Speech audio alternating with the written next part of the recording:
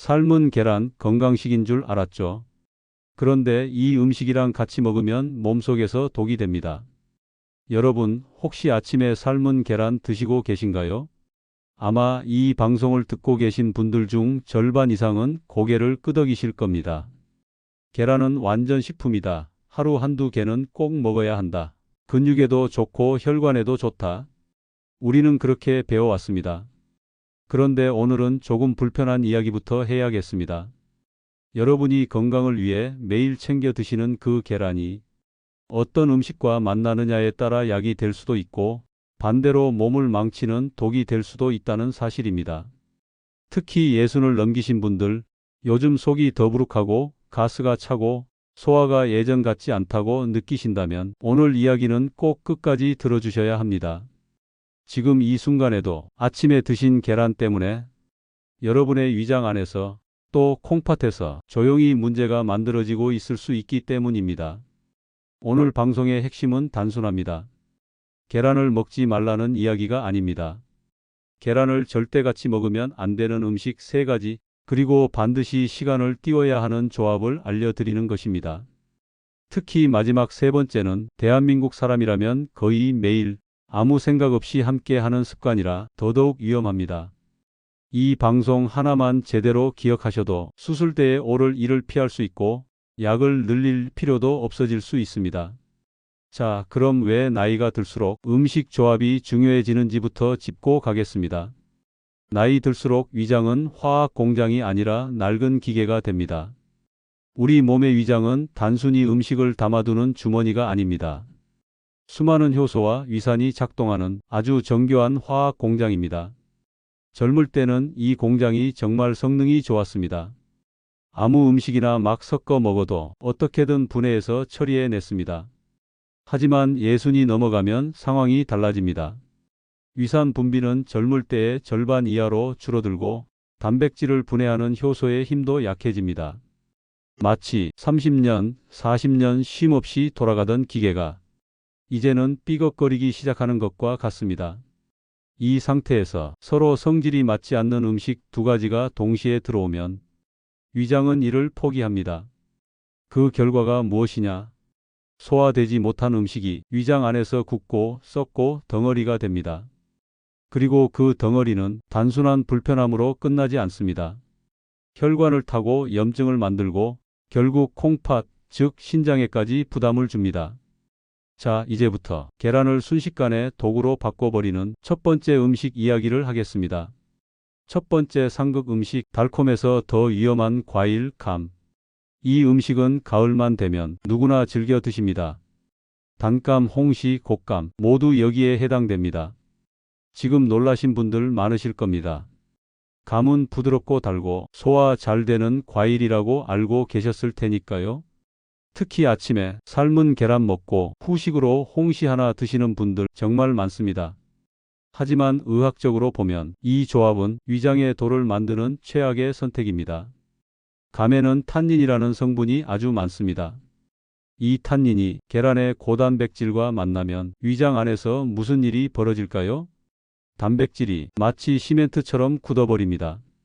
이것을 의학 용어로 위석이라고 부릅니다. 말 그대로 위장에 생기는 돌입니다. 이 돌은 소화제로도 녹지 않고 시간이 지날수록 점점 커집니다. 실제로 계란과 감을 습관적으로 함께 드시다 응급실에 오신 어르신들 적지 않습니다.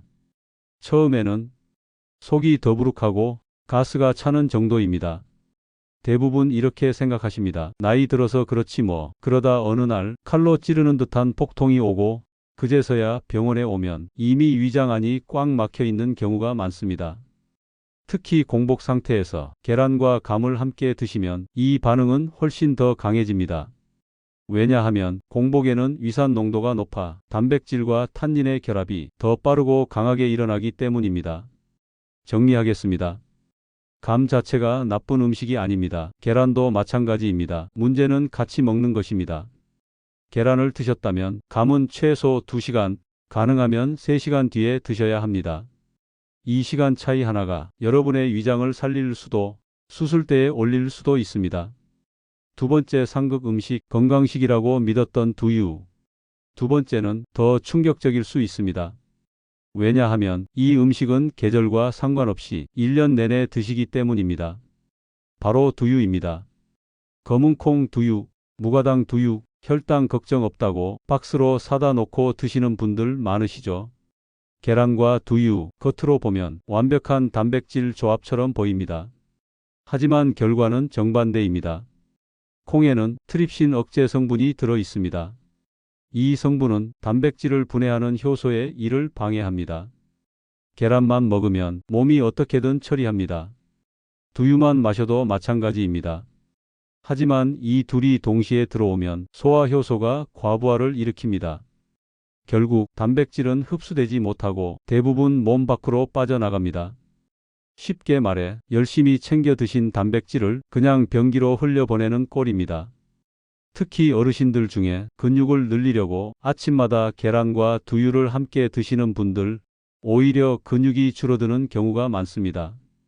이럴 때 이렇게 말씀하십니다. 나는 분명히 잘 먹고 있는데 왜 힘이 없을까요? 답은 간단합니다.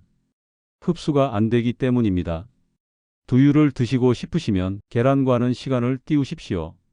아침에 계란, 오후 간식으로 두유, 이렇게만 바꿔도 몸 반응이 달라집니다. 세 번째 상극 음식. 대한민국 사람들이 가장 자주 하는 실수, 이제 마지막입니다. 그리고 가장 흔합니다. 바로 녹차, 커피, 홍차입니다. 식사 후에 입가심으로 마시는 차 한 잔, 이게 건강 습관이라고 믿고 계셨을 겁니다. 하지만 계란을 드신 직후에 이 차들을 마시는 순간 계란의 핵심 영양소는 거의 사라집니다. 녹차와 홍차에는 탄닌이 들어 있습니다. 이 탄닌은 계란 노른자의 철분과 결합해 흡수를 완전히 막아버립니다. 연구에 따르면 차와 함께 먹을 경우 철분 흡수율이 80% 이상 떨어집니다. 게다가 카페인은 칼슘을 소변으로 배출시킵니다. 결국 철분도 잃고 칼슘도 잃습니다. 빈혈과 골다공증을 스스로 부르는 습관인 셈입니다. 계란을 드신 뒤에는 최소 2시간, 그 전까지는 물이나 보리차가 가장 안전합니다. 이제부터는 계란을 보약으로 바꿔주는 짝꿍 이야기입니다. 앞에서 세 가지 상극 음식, 감과 두유, 그리고 차 이야기를 들으시면서 이런 생각 드셨을 겁니다. 그러면 도대체 계란은 뭐리랑 먹어야 합니까? 맞습니다. 안 되는 것만 들으면 답답합니다. 그래서 지금부터는 반대로 가겠습니다. 계란이 가진 장점을 더 키워주고 혈관과 장과 근육에 도움이 되도록 서로 부족한 부분을 채워주는 최고의 짝꿍 5가지를 말씀드리겠습니다. 이 5가지는 특별한 약도 비싼 건강식도 아닙니다. 냉장고와 식탁에서 충분히 실천할 수 있는 것들입니다. 첫 번째 짝꿍, 토마토, 특히 방울토마토. 계란은 영양이 풍부하지만 한 가지 약점이 있습니다. 항산화 성분과 식물성 파이토케미컬이 상대적으로 부족합니다. 그 빈틈을 채워주는 대표가 토마토입니다. 특히 방울토마토는 먹기 쉽고 준비도 간단합니다. 토마토의 핵심은 리코펜입니다. 리코펜은 혈관을 깨끗하게 하는데 도움을 주는 대표적인 항산화 성분으로 알려져 있습니다. 그런데 리코펜은 그냥 생으로 먹으면 몸에 흡수가 잘 안 되는 편입니다. 지용성 성분이라 기름이 있어야 흡수가 올라갑니다. 여기서 계란 노른자가 등장합니다. 노른자에 들어있는 지방 성분이 토마토의 리코펜 흡수를 도와줄 수 있습니다. 실천법은 간단합니다. 아침에 계란 프라이 하실 때 방울토마토를 반으로 잘라 옆에 살짝 볶아 드셔 보십시오.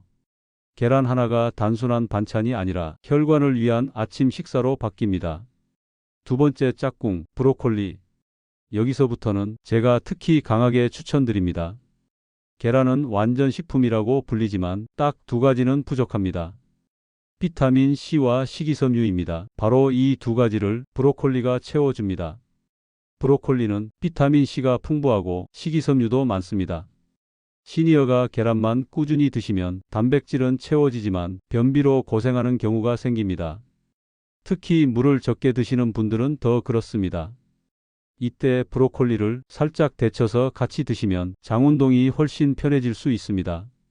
여기서 중요한 포인트는 많이 먹으려고 애쓰지 않는 겁니다. 2-3 송이만 곁들여도 충분합니다.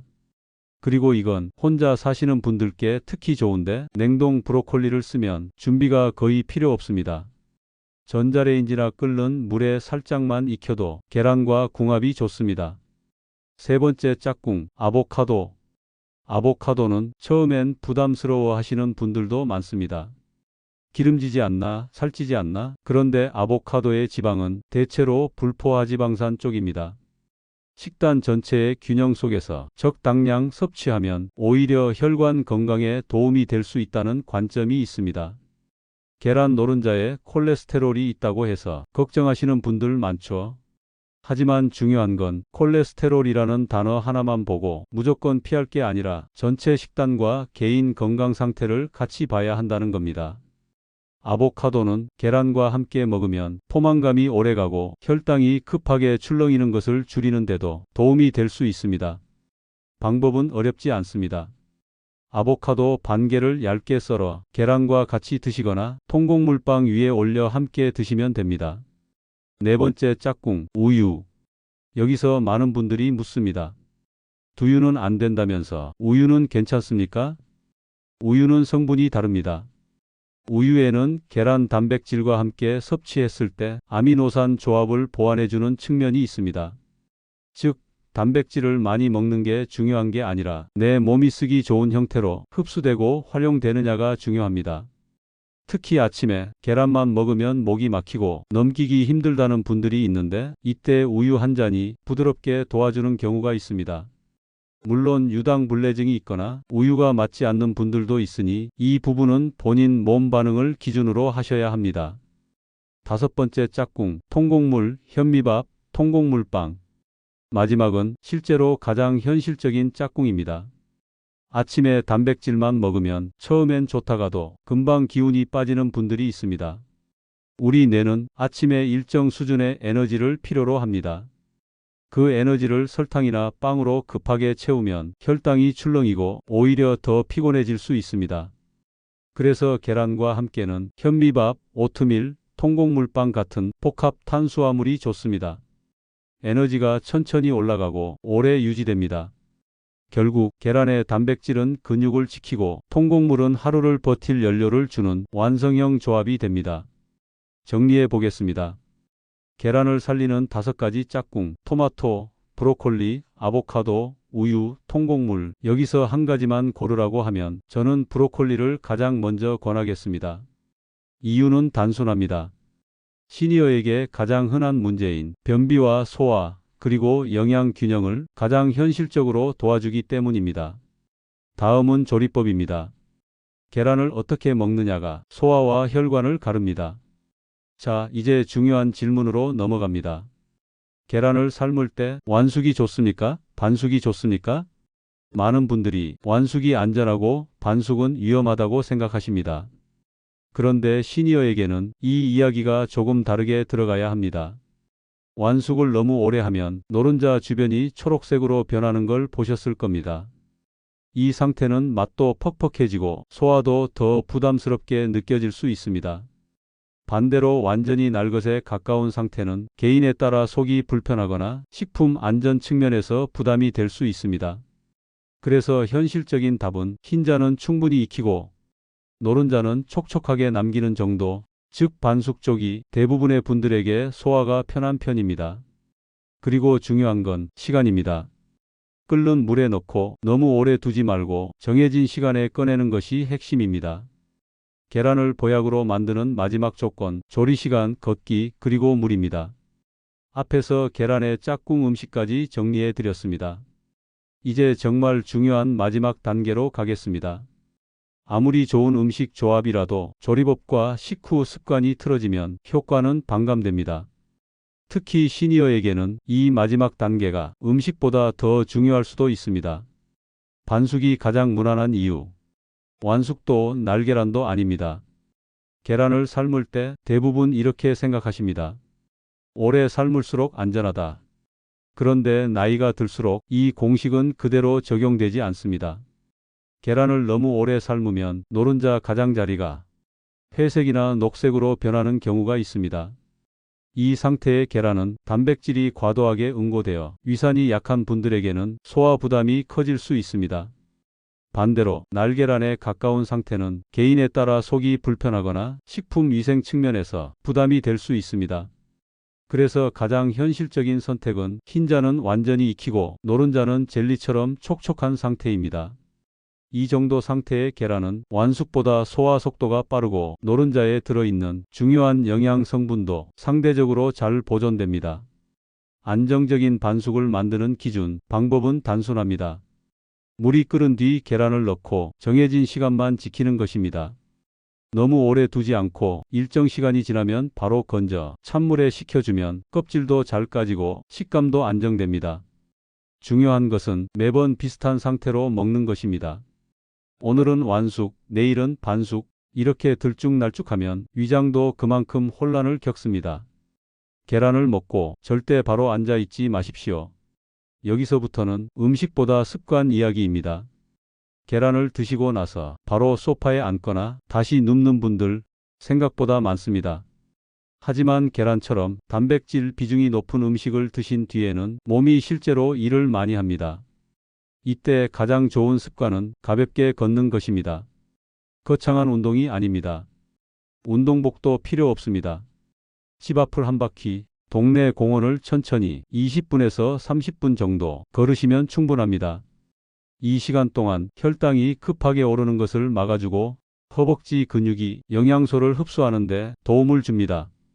즉, 계란의 단백질이 근육으로 쓰일 수 있는 환경을 만들어주는 것입니다. 물을 적게 드시는 분들께 꼭 드리고 싶은 이야기. 단백질을 소화하고 몸속에서 처리하는 과정에는 물 사용량이 생각보다 많습니다.